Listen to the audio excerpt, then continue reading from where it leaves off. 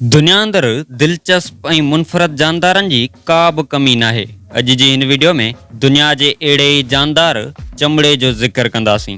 चमड़ो पखी बि सॾिजे ऐं थणाइतो जानवर मेमल बि आहे। पखी उन करे जो ही परनि सां उॾामे थो ऐं जानवर उन करे जो बचनि खे थञ पीआरे थो।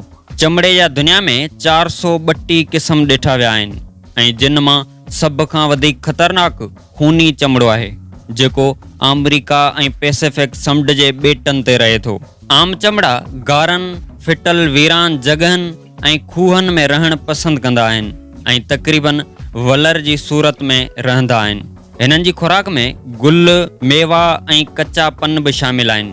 उहे चमड़ा जेके गाह ऐं गुल खाईंदा आहिनि इहे राति जो मेड़ जी सूरत में सावन वणनि ते वञी वेहंदा आहिनि ऐं सुबुह जो उन वणनि खे तक़रीबन पोठो करे छॾनि।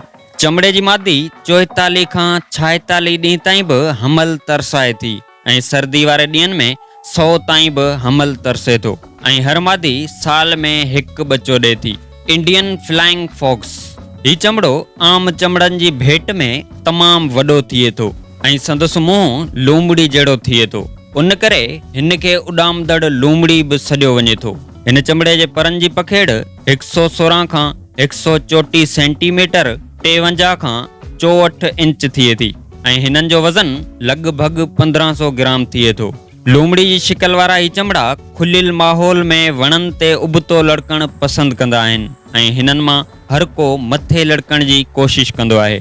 उन करे ही पाण में हुल कंदा रहंदा आहिनि। ही चमड़ो सिंध जे खीरथर जबल समेत सॼे पाकिस्तान में थिए थो ऐं ही चमड़ा ॿिनि क़िस्मनि जी निंड कंदा आहिनि। हिकु गर्मी जी निंड ऐं ॿी वरी सर्दी जी निंड। गर्मी में जॾहिं चमड़े खे बुख लॻंदी आहे तॾहिं जाॻंदो आहे ऐं शिकार जी तलाश में निकिरंदो आहे ऐं सर्दी जी हालत में चमड़े खे गहरी निंड ऐं बेहोशी तारी थी वेंदी आहे ऐं जॾहिं संदसि अखि खुलंदी आहे तॾहिं तक़रीबन 20 मिंटनि ताईं का बि शइ ॾिसी न आहे सघंदो ऐं ना ई वरी उॾामी सघंदो आहे।